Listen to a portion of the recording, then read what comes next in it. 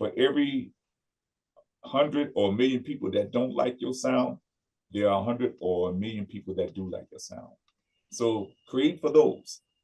Don't give up just because somebody in your own city doesn't like, but you got a whole planet Earth where you can have music played or sent to everything.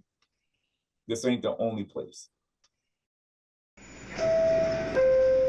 So today is Monday, October 13th, 2025. Can you each introduce yourselves? Well, my name is Darren Brandon, and I am known as DJ Quad in Blue Blackness. I'm Pierre Raymond, and I'm known as T Levers in Blue Blackness. And I'm Joe Glover. You can call me Joe Glover. I've been Blue Black. Love that. I love that. How'd you all meet? Oh man. Let me start. You know how they say there's always 6 degrees of separations and all roads intertwine. So P and I actually grew up together. Our parents were friends. I was doing college radio and interviewed Darren many, many moons ago. Ran into him at our day job, if you will. And then as we were getting together, we had a mutual friend we also grew up with that P knew, and brought him by the house. Hey, I got a surprise for you. And we've been hanging tough ever since. And that was 20-something years ago now. Fantastic story. Let's get right into it. Just going to peel the Band-Aid off.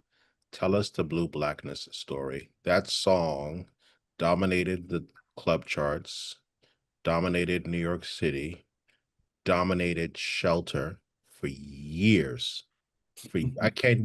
I'm sure you experienced it, but having experienced that song at Club Shelter in New York City, which is the black mecca for deep and soulful house music, it was anyway. So tell us the origin story of Blue Blackness and how that came to be. Let me see. You guys wanna? Yeah, jump in. Yeah. So it was Darren's idea, and I think we were transitioning in programs, and it offered a lot of capability. And he was like, "Man, I love this song. I want to do that, and I want to try X, Y, and Z." And at that time, we were novices, and it was twofold. He was cultivating the song because he had a vision of like what it could be, but he was also teaching us at the same time. So, I mean, that's kind of like the origin. And then when he was in, like I said, he was showing us stuff, and then he allowed me to participate in the cultivation of like some of the stems, like baseline, whatever. But the idea was definitely out of Darren's mad brain. Well, the thing is, it was an experiment. It was an experiment. We were experimenting, and I'm gonna tell you, and I'm gonna be realistic. It was that cold night in December, and we was said Pierre introduced some software to us, like what Joe was saying, and we was trying something new and different. Software sample stretching or whatever it was we was doing that night. All I can say is and I'm gonna put this lightly, E&J and Coke was the thing that we had during that time, and how that came up with, because we were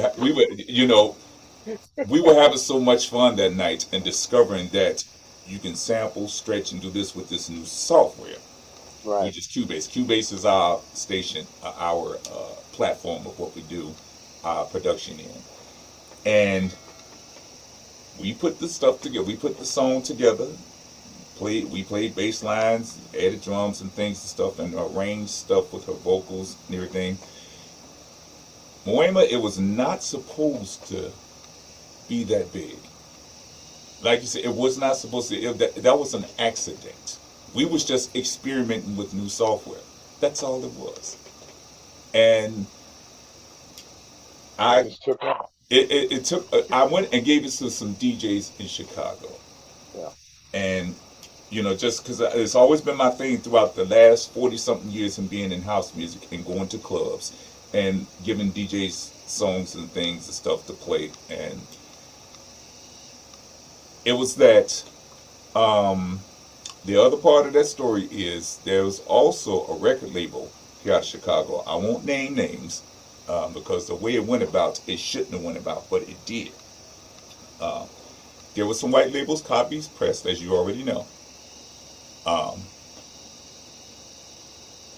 we got wind of it. I was made aware of that through DJ Emmanuel Pippin, how big that record was, because I was on my way to the park one day out here in Chicago. It was 87th Street West, and went up to. I was going over to the DJ booth. I hadn't even made it in the park real good yet when he came up to ran up to me. Do you have that record?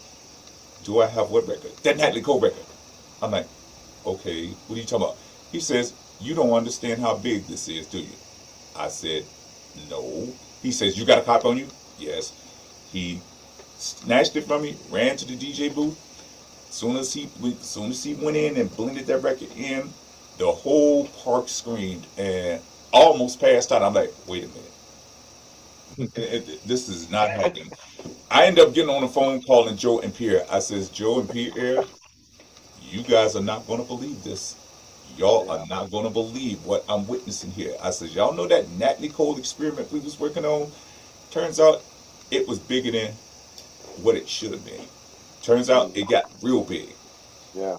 And the story ballooned, and come to find out, Timmy Regisford was playing it like 5 times in this set out in New York. And I'm like, well, who likes a record that much? And it blew up. Yeah. It just went. I'm like, this is ridiculous. That shouldn't have happened. This was an experiment that just. I say it went horribly wrong. It shouldn't have blew up that big, but it did. Yeah. Oh well. Thank you for your humility, sir. I had a sense. When we were constructing it, certainly we focused on like the vocal arrangement. Oh, this is kind of telling a story. But then when we came up with like the intro, made that repetitive. Yeah. Now it's a dance hit. Yeah. Yeah. And so I was spinning heavily then, so I kind of had a sense. Of course, like Dee said, to the degree that it didn't expect that, but I knew it was a dance floor delight. Yeah. You know, I sensed that. And and just passing out to DJs, you figured that they would play it, it'll be okay. Hey, this is a nice record, that's it, and then you move on to the next, like you do with many others when you're promoting things and stuff. You don't expect that. You didn't see that coming. At least we did. Yeah. Yeah. I didn't. Yeah. It exploded to the point where people were begging me for an MP3. And I was like, man, let me find out if I can even authorize that. You know what I'm saying? Because Yeah. it was getting so out of control.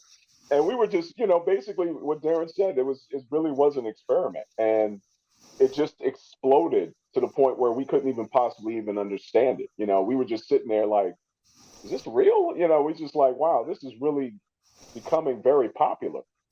And to the point where like our DJ friends were asking for copies.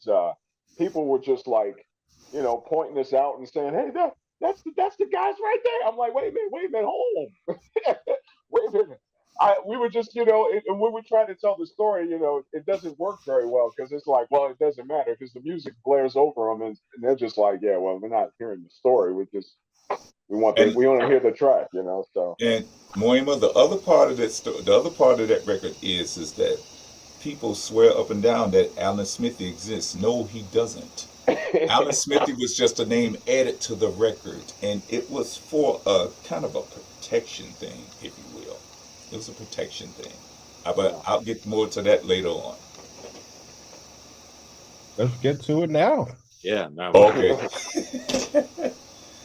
um, like I said, the way it came about, it shouldn't have came about the way it went about because when you're trying to get permission from major label sources back in the day, and when it's hard to catch up with people, you know the business of, if you're in the business of music and trying to ask people, can you do a remix or something, can you do this, and then you get turned around and turned around and turned around. Like I said, it was just an experiment. It wasn't supposed to go get out there the way it got out there.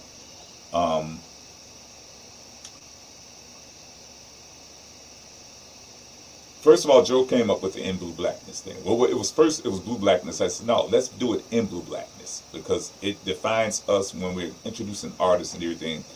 You know, most people say, such and such a group presents this artist, such and such a group or production presents this artist. You've seen it. We decided, says, you know what, let's be unique. If we're going to introduce an artist, let the artist be first. DJ Pierre P. Lovers Raymond, In Blue Blackness. Joe Glover, In Blue Blackness.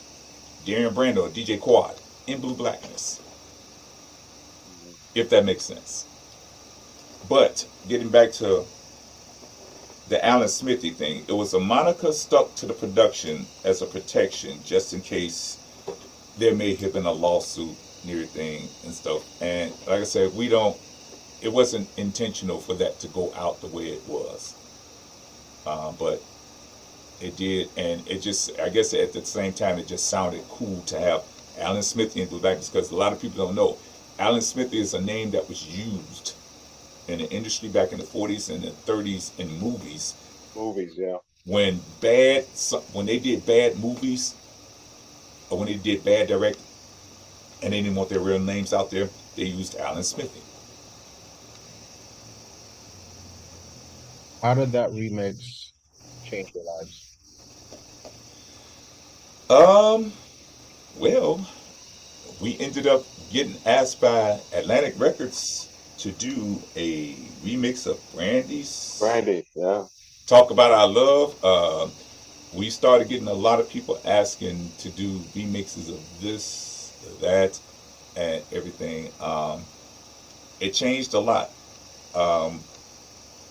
In Blue Blackness started to gain a name for itself because of that. That little accident that shouldn't have happened ended up resulting in a lot of work that we got for projects and things.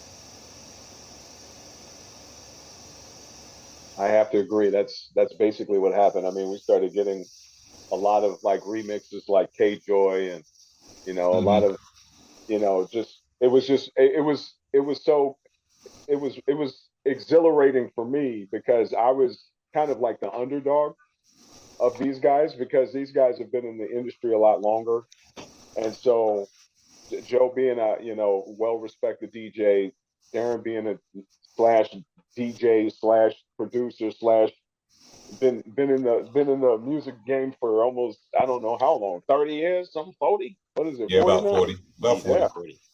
Yeah. And so for me it was just a beautiful ride to be a part of because it gave me the opportunity to learn a lot in that in just not in the industry but just music production in general.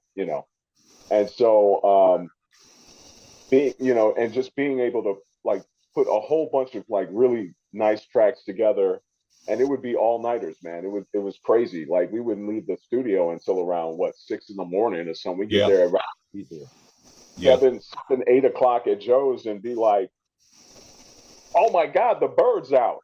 Yeah. So like, what's going on here? Like, Yeah. and so, and we're all technically savvy, so we're just putting new systems together, putting new software together, uh, testing new hardware devices, and just really just testing all kinds of new sounds and stuff like that. And it was just that's I mean for me that's exactly what it did for me. I mean it was just amazing. Yeah, and anything I would say sort of echoes that.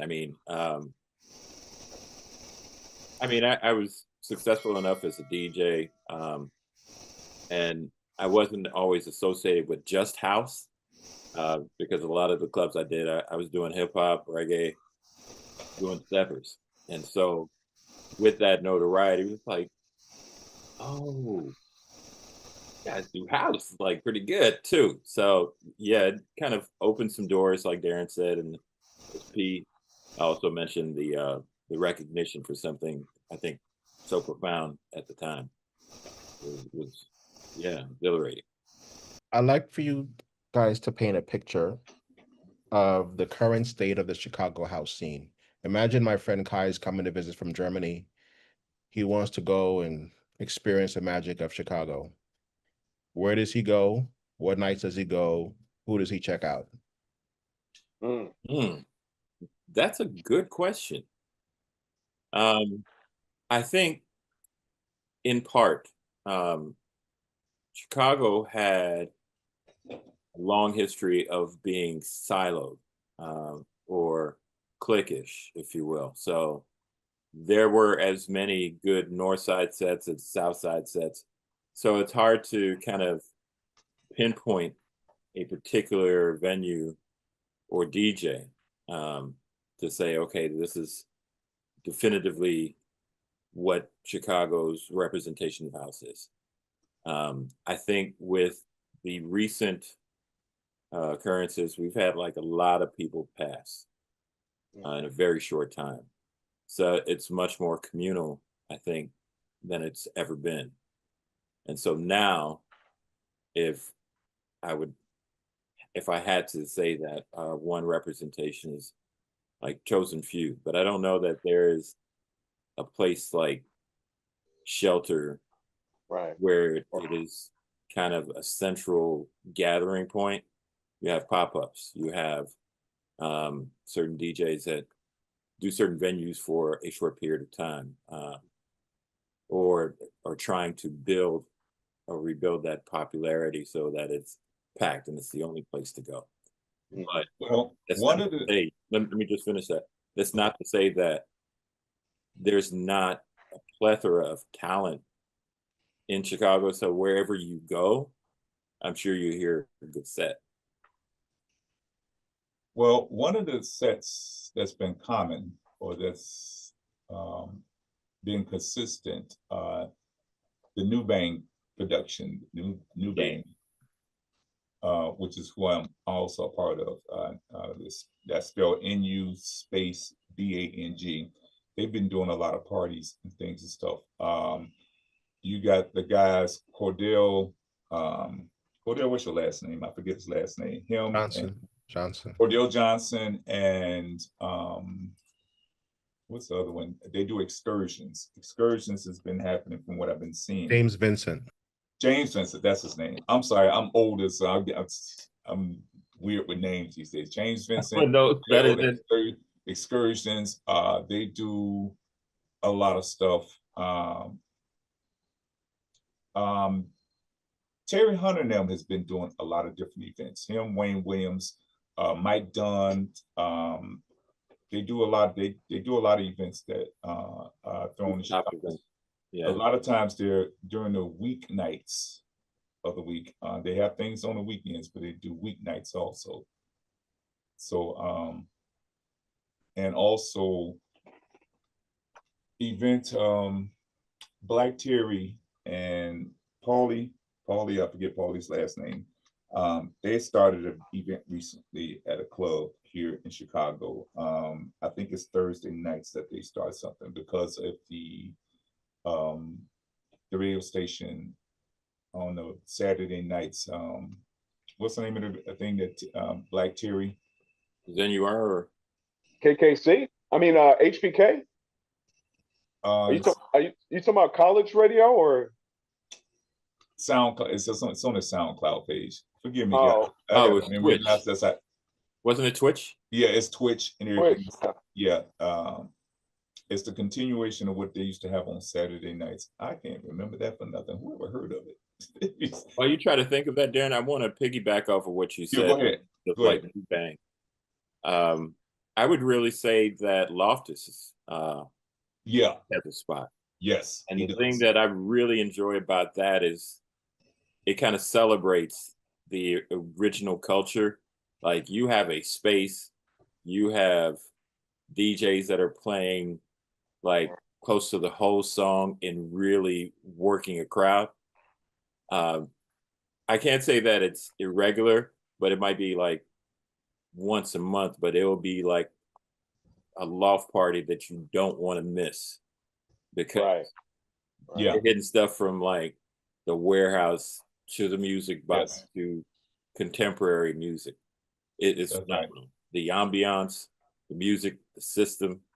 I would say that's, if I were coming in or if I had a friend coming in, that is probably one place that I would take it. Yeah. enjoy the culture. Agreed. So many questions. Where to go? Um, what makes the Chicago sound unique? Ooh. Are you talking about from a production perspective or just musically what we're into?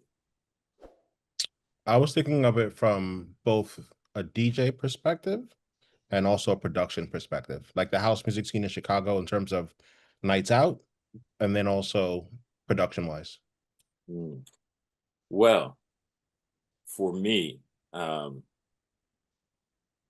there was a big thing. I mean, I started to learn how to DJ when I was very young.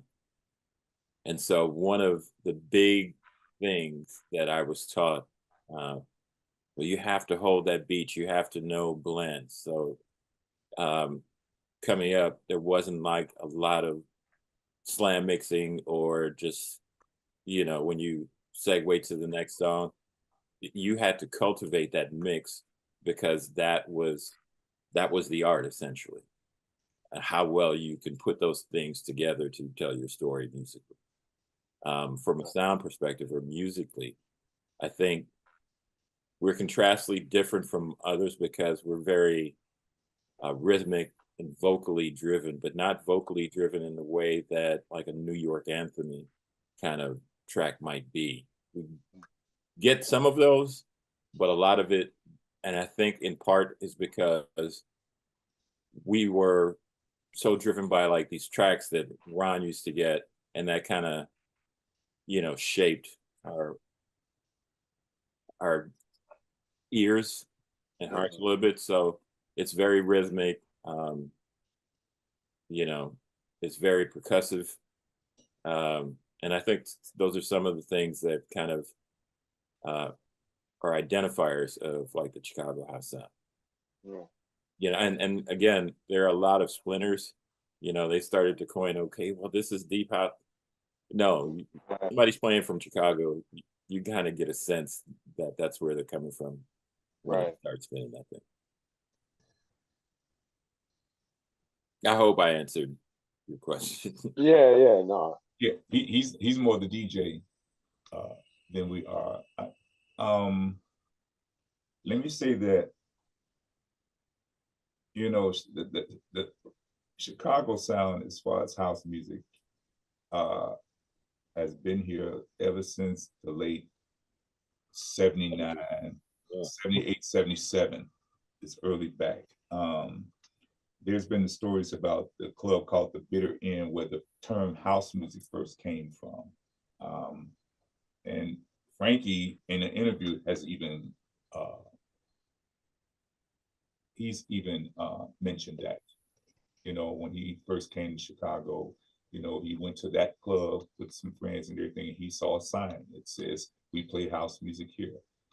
There's a lot of different stories, but the fact that we became innovators, Wayne Williams, Jesse Saunders, those two, first house tracks and everything out of Chicago. I remember being in a place called Palmer Park where I saw both of them perform. It was like 1980, 81. I had to be like 12, 13, 14 years old. Hearing a drum track, hearing a drum machine. The idea of trying to hire professional musicians in a recording studio to come in at that time, it costs a lot of money. And you couldn't get the money to bring those in to make a record. So I don't know which one of them came up with the idea of using a drum machine or some keyboards, and they learned to play and they became innovative back then.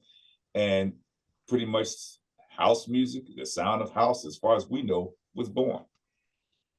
Right. Guys like them, Farley was a part of that genre back then. Him, a lot of them were using drum machines, and they crafted, all of those guys. They crafted that sound of house as what we know it today, right here in Chicago. Right, Jamie Principle. And Vince. Yeah, Vince Lawrence, Jamie Principle, yeah. All of those guys, and they're the ones that's responsible for this genre of house music. And Jamie wasn't even interested in house at that time. You know, he was trying to get a major record label deal, but his sound and the music that they all produced, Chippy, was and Larry heard Finger Sing for him, Robert Oates. Absolutely. Yeah, all of those guys, Chippy, all of them, they were the ones that crafted house music here in Chicago as we knew it.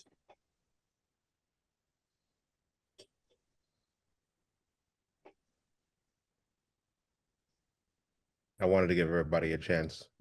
Raymond, do you want to say anything or are you good? I'm good. Okay. I'm good. Yeah, I mean, technically, I mean, I agree with the fellas. You know, I mean, there was so much. For me, I mean, I'm going to like the Music Box and places like that. They would throwing parties over at Bismarck. You know, they were throwing parties at the High Park Racquetball Club. I mean, there was so much influence of music. I mean, it was we were surrounded by it. It was just it was like a virgin environment that started it all off, you know. And so everyone was just basically, I mean, it was like the best times of house music in Chicago. There's no question about it. Like we all grew up going to many of clubs, and it was so popular to go to these places, you know, and be able to listen to all these different, you know, types of mixes. I don't care if it was, you know, Little Lewis. I don't care if it was Ron Hardy. You know, the list goes on. So my influence is based off of what they were doing, same as what these guys are talking about. So it was just the basic fundamentals of really trying to get, you know, get us out there just like everyone else. You know, we all wanted to try to make a track, you know. Everybody was trying to make a track at the time. I mean, I remember like it was so many people trying to make tracks. And just like Darren said, it was like everyone that bought a beat machine. I couldn't even afford a Gemini. I couldn't even get a mixer, you know what I'm saying? And Gemini was like the most, you know, popular mixer. You know, I had to go down the street to a friend's house to play on his Gemini, you know, just to get, you know. But I mean, to the point where we got so desperate, we would buy equipment from Radio Shack. Realistic. Yeah, Yes. realistic, Yes. realistic turntables and a mixer. You know, so the influence was very, very high. You know, and for us to continue on that journey is amazing. You know, I can't be more blessed and thankful. You know, to not only be around these guys, but to be in that era and be able to take it to the next level. I have one more thing to say, if you don't mind, and it kind of like piggybacks what you said, B. In terms of like musical influence, I think part of that fabric is that we were listening to like a lot of import records, Yes. a lot of like grid house music. You know, there was a time like 80 to 84, Hot Mix 5 was playing like, and some of those records ended up being progressive. You know, again, everything splintered. But when we were coming up, I think we were so open, like P said, it was like it was like a version. So all those different influences sort of inform the Chicago sound because I was listening to the Clash and Thompson Twins just as much back Mhm. my body. Yeah. Yeah. Listening to Rush and yeah. So there were a lot of things that go into defining what we aspire to do musically. Yeah. And that influence, I think, shows in like how we produce and the things that are important to us now. Let's go back to the beginning. I'd love to get each of your origin stories. How were each of you introduced to house music growing up? Oh, Well, I guess I could start. yeah. I'm of Jamaican descent. And so when I came, I did not have much exposure. So as I grew, maybe 10 years old, I started listening to radio. It was mostly rock. There was a station here, Loop, played exclusively rock. Mike Izabuku, who was also a DJ at the Music Box. His mom used to take care of me while my mom was at work. And I stumbled across a it was like a 12 pack of cassettes with like unreleased stuff, like Jamie's stuff, just like Cold World, the unreleased version. And I was like mesmerized. That pales to describe the euphoric feeling that I felt. I was like, what is this? And so that's when I said, oh, wow, I've got to hear this sound again. A couple years later, I started to get my first record. I begged my mom to buy me 345s. And that was Funky Town, the SOS Band, and George Clinton. And so thereafter, I was hooked. I, started picking up used records and by DJing a sock hop or two. Again, with those realistic mixers and B200 techniques, you had to push the record and all that kind of stuff. Oh yeah. And it was a done deal. Like, it was sealed. I could not imagine my life without music after that.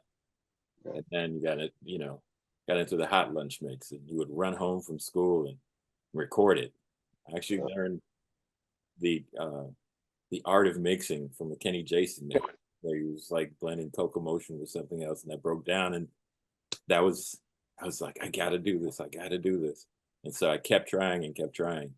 And so, I mean, that is sort of my origin story. And then it went on. I was doing, in high school, there was an opportunity with Junior Achievers Radio. And so I was the DJ. I was on air, not as much as the others. But part of that experience was that you understood sales and the things that drove the industry. And so we were responsible for securing a certain number of ads. So the arrangement with like the most popular record store at the time, which was Imports, I got to play in the store, and I would start, I was playing a little bit of everything, hip hop, dance, whatever. And they would give me like 10 records for playing. And that's how I started collecting records. At the time, there was Stacy, Jesse De La Pena was working there, quite a few others. And so that, you become immersed in sort of like the whole DJ world when you're surrounded. And, at the time, I'm like, I'm up there spinning, and you would see what are now known as celebrities just walk in, and it would be like nothing, like, that's Farley. Like, oh my God. Or that's so-and-so. And I knew it was for me. Yeah. Let's see. Well, my origin was based off of WBMX, and believe it or not, the college radio station for the University of Chicago, which was HPK. I was already surrounded by music. Like my home was already filled with music. It wasn't if it was my mom would have opera, my father would play opera. It doesn't matter. I was stuck to a radio all the time. I remember Jimmy rigging my Montgomery Ward turntable 8-track, and my boy School came over, and we hooked up. I forgot what kind of beat machine it was, but we were so desperate. We hooked up the beat machine, and it worked. It came through the speakers, but we just took the turntable off, and then we unplugged the RCA jacks and whatever, and plugged it in, and then we started doing all kinds of stuff with that. But I would go to friends' homes like Mike Ellis or Fareed Talhami. Those are guys that actually had tables. Even our old friend Seymour, even though he didn't have the best of tables, but But he had two. yeah, exactly. He had two turntables. And so the thing that was pretty amazing is that everybody that I was surrounded by was musically inclined in some way to try to make music. It didn't matter. I don't care if it was a cowbell or whatever. It was just they were going to try to do whatever they was going to do to make music.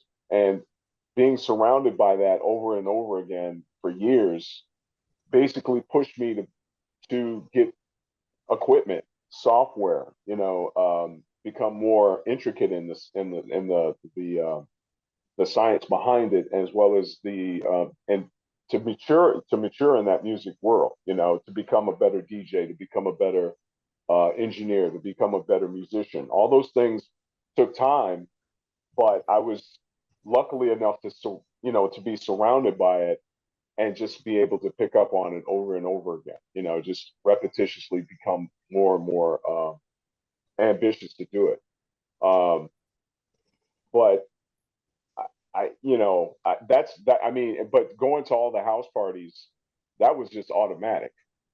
I mean, there was a house party at every. I don't care if it was Union Bays. I don't care if it was the Powerhouse. You were there, so that was going to influence you to do something.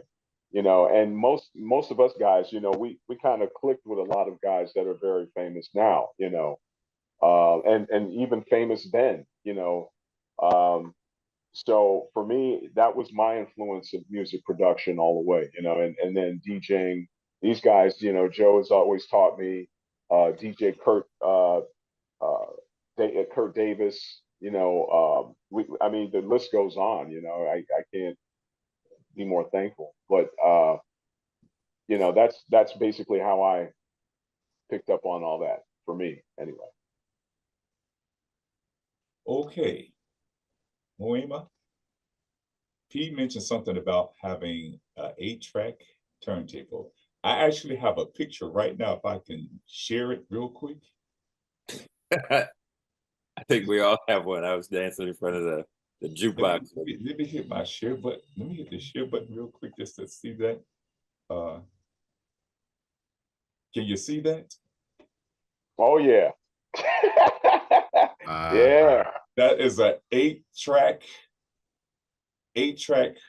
player. I was DJing at my sister's birthday party at the time. I was DJing back in the early 70s and 80s. I was into funk music on the radio station.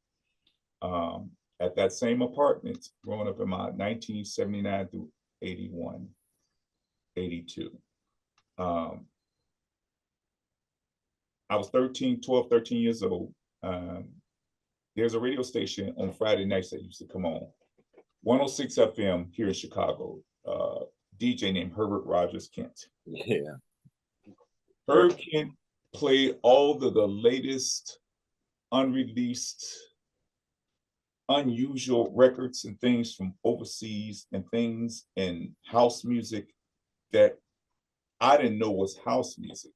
All I know is that I love the drum beats because I used to be that little kid right there that you just saw, used to put my grandmother's furniture pieces together, and I used to play drums off the records that I heard. And I always loved a drum track and everything. And I always tell the guys, listen, if you can get a kick bass to crack across those subwoofer units and everything to make that part, if you can get a good drum track to command that dance floor, then you're cooking with something. Because back then, it was Herbert Rogers Kent. And then WBMX started coming onto the airwaves, the original Hot Mix 5. It was that Scott Smoking Sills, Farley, Julian Jumper Perez, Mickey Oliver, and who's the last one, Joe? Who's the other one? I'm forgetting one more. What did you say? Mickey Mixon Oliver. Kenny Jam Jason, yeah. And so listening to them on Friday nights, staying up all night long. Hey, yeah. Sorry. I think Drew came along later with Scott, Mickey, Kenny, Farley. Yeah, but go ahead. It was a Hot Mix 5. And that was me for those few years, listening to Herb Rogers Kent on Friday nights, and then Hot Mix 5, WBMX. WBMX was the station that played all the house music. There were no other stations playing house music except WBMX on the radio. Yep. At age 14, ninth period in high school, gym class, classmate, and he's going to kill me for telling this in public. His name is Craig Abram. He introduced me to two things. Now, I was already as a kid, mesmerized, if you will, by the way drum machines worked in house music. Like, as I said, I didn't call it house at the time. I videos hot mixes as a kid at that time. And he says, I'm gonna introduce you to two things. I'm gonna introduce you to some real house music. You need two things. You need to start going to parties. If you want some real house music, you need to start going to parties. Now, he gave me a bottle of Lagerfield, original Lagerfield cologne, which is I still wear to this day. It's my staple to this day. He said, this is what's going to help you to get the ladies. And he gave me this one cassette. He says, you want to hear some house music? This is a cassette of the original Frankie Knuckles song called Wait. He says, check out a song called Waiting on My Angel. The original unreleased copy. Mm-hmm. I listened to that. I lost my mind. I says, you could just say it, I was turned out into house music because of that cassette that he gave me. I started wanting more and more of that sound. And I was introduced to house music through him by age 14. 15 and 16, there was a high school called Mendel High School. They started having parties. It's a big, huge high school. Gymnasium is extremely big. All of the ones like Ron Hardy, I believe Frankie Knuckles was there once. Yeah. We had high level. Farley, I think it was a lot of them that played there at Mendel High School, and I began to really get the feel of what's being in a party atmosphere was like at that young age. I said, wow, this is so cool. You got all the speaker systems set up, everything. And being that young kid and listening to, once again, them drum machines cracking that dance floor and having all of us hyped up, everything, 17-year-olds. And yeah, I'm that kid with the big box haircut, green flannel silk shirts, pants, and everything, shoes and stuff, and in them bass scoops. And I became a club kid and still am a club kid since then. Then came the parties like the Music Box, Sawyer's, La Mirage, Butlers. Butlers. You ever went to, I may have been there. There's so many clubs that I was going to, and Dejois. I may have been to Dejois.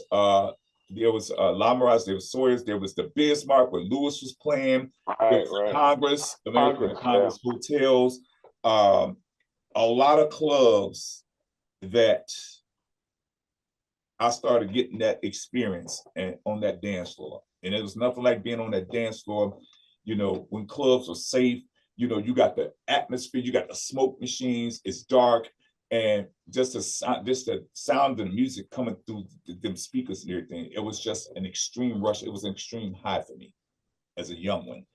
And matter of fact, we was at La Mirage one night. All of us was at Sawyer's. Ron Hardy was supposed to be spending at Sawyer's, but for some strange reason, something happened there. And he ended up having to go over to La Mirage on Michigan Avenue. So we get in there, and we all as kids, we walking from Sawyer's. It was on King Drive. We all walk from Sawyer's. Well, let's follow Ron Hardy over to the La Mirage and everything. So we get in there. He got on the tables, and the original acid tracks by Pierre and Spanky, the Future. Right, Future, yeah. But it wasn't even released yet, the original.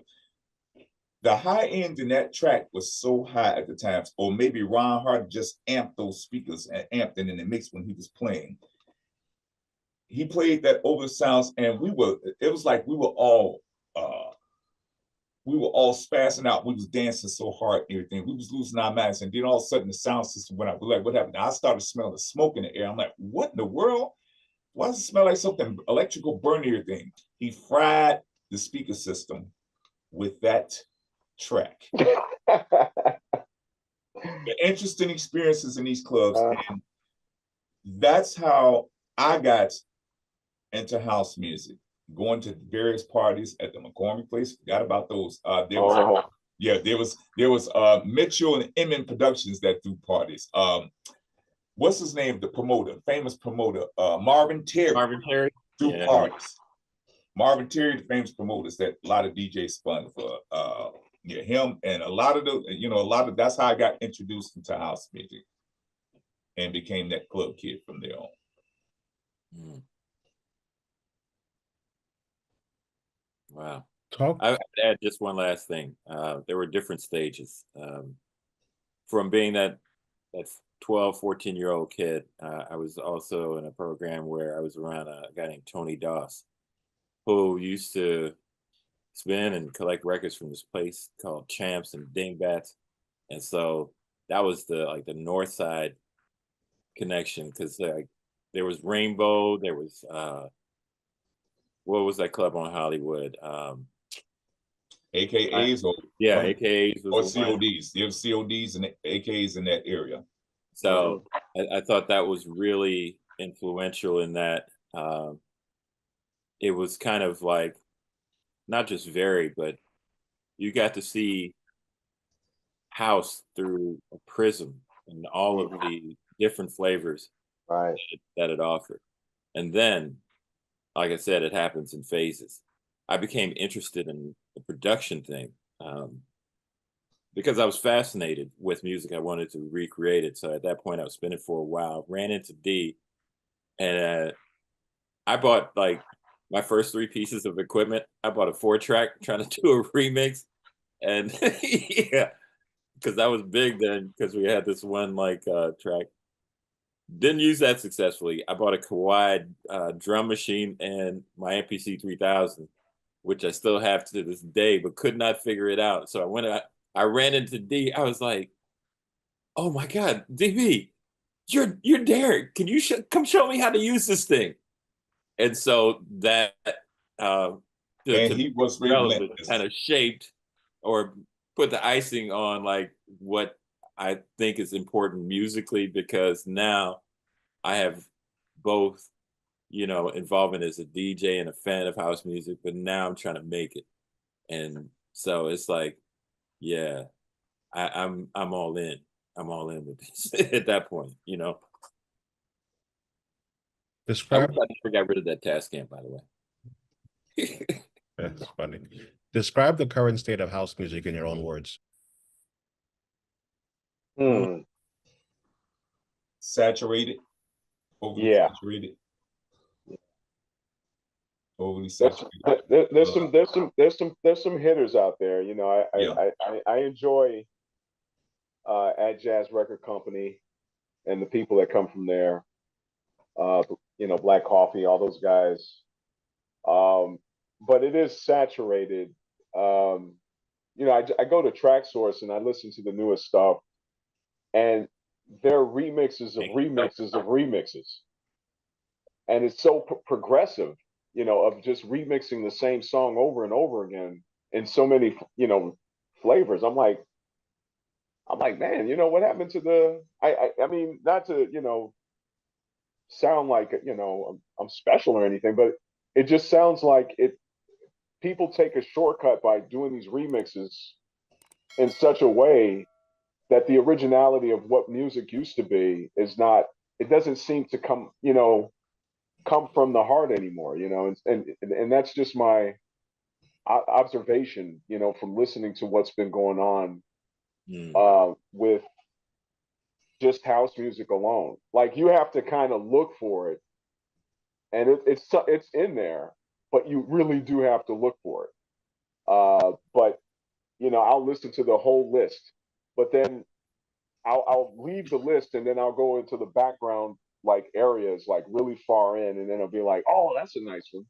You know, Maybe I just missed it on the top 10 or something like that, or But yeah, it's me and Joe actually talked about this. It's just it was something that just it started losing itself a little more every time I listened to something.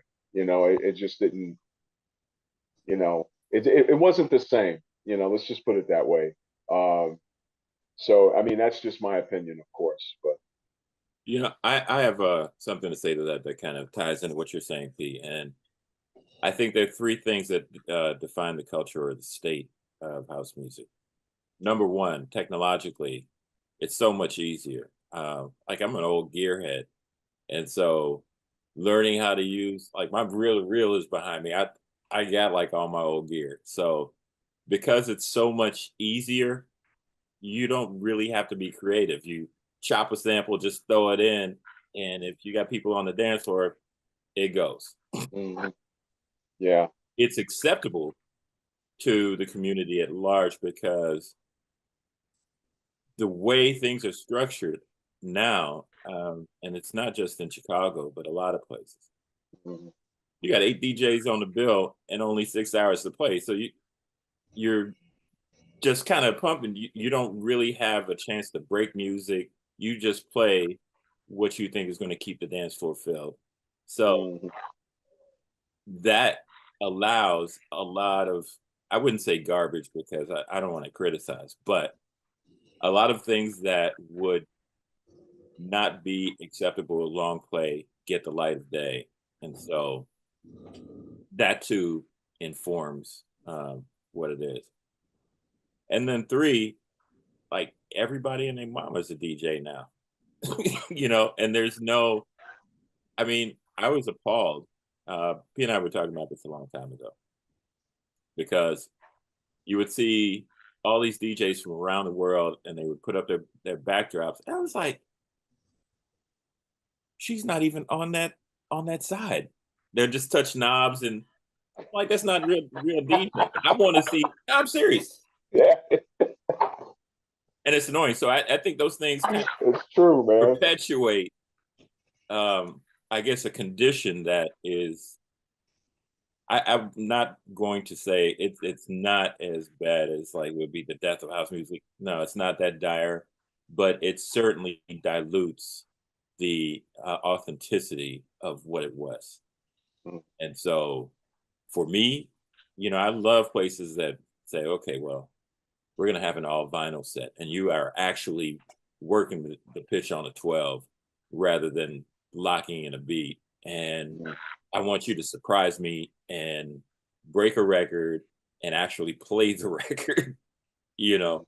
So those are some of the things. But to Pete's point, there is because of again technology, there's just like a lot of repetitive junk or repeats of what is. So every time I hear something unique, um, I try to push that. I deliberately tried to play the B side or things that are not seeing the light of the day, but are so creative that I'm like, somebody's going somebody's going to groove to this. And until Mhm. more DJs professionally start to reclaim that, I think we're going to be in a bad place.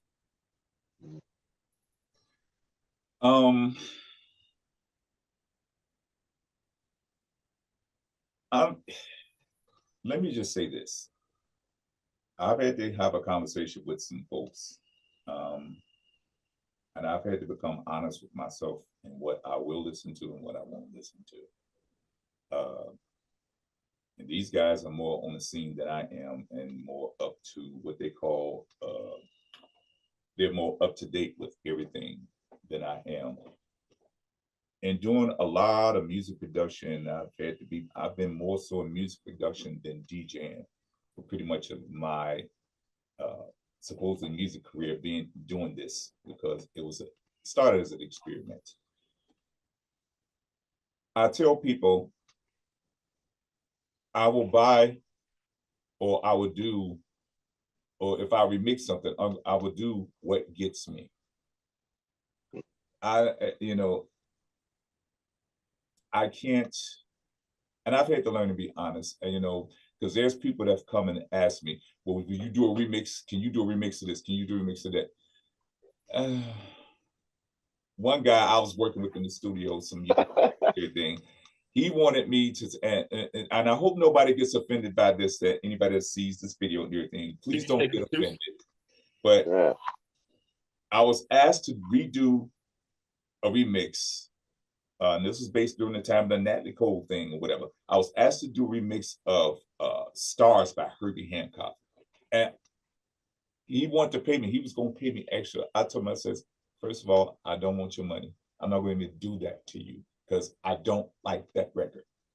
I said, Herbie Hancock, I don't like Stars by Herbie Hancock. I just don't. And so I'm not gonna remix, I'm not gonna do anything to it because it doesn't get me. Mm-hmm. You know, if it doesn't get me, I'm not gonna touch it. Right. And you know, there's folks that have asked me, is this do I will pick now? I'm gonna be honest, I'm not gonna waste your time or your money like that. That's not gonna be fair to you if I did that. Yeah. You know, that's Oh, not yeah. fair to you. You know, I so mean, I can. Go ahead. and the thing is, you know, not to say that that's not a great record, because it is. It's a great record from its time, but I'm not going to do anything with it because it's just not something that I like. And that's what many other records. I only listen to or will buy what gets me. Because like Joe said, it's a lot of stuff out there. The guy said it's a lot of stuff out here. And you have to go through and sift through to find whatever it is that you want. And personally, if I hear one more edit of Bad Love by Teddy Pendergrass and Harold Melvin the Blue Notes, yeah, you know, hearing stuff like that over and over and over again, you know, I'm not, you know, not saying nothing bad to the guys that do it and everything, because if you have success with it, when you do things, great. There's nothing wrong with it. It's great. If that's your niche, then great, run with it. But for me, no, like I said, stuff is saturated. It's too much going on. Like Joe said, the technology, everybody's a DJ, and you know, those DJs who have really put the work in everything, you know. And there was once said that DJ is not an art form. Well, yes, it is.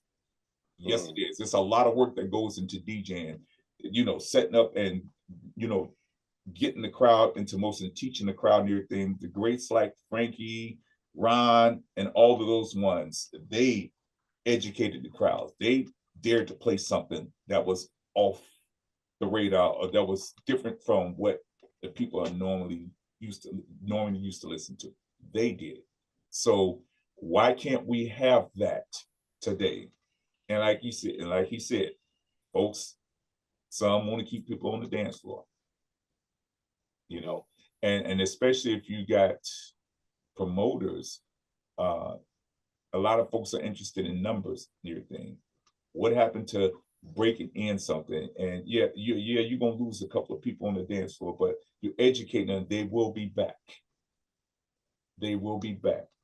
And I always said this, and I used to tell the guys, listen, for every 100 or 1,000,000 people that don't like your sound, there are 100 or 1,000,000 people that do like your sound. So create for those. Don't give up just because somebody in your own city doesn't like it. You got a whole planet Earth where you can have music played or sent to everything. This ain't the only place. You want everybody here to love and everything what you got, everything, but that's not going to always happen. Yep. And don't hate them for it, everything, because they're interested probably in something else at the moment. It's not their fault that they don't like it, everything. You can't blame them. You can't force them, everything. You don't want to browbeat somebody musically over the head. You need to like this, and no, that's not how that works.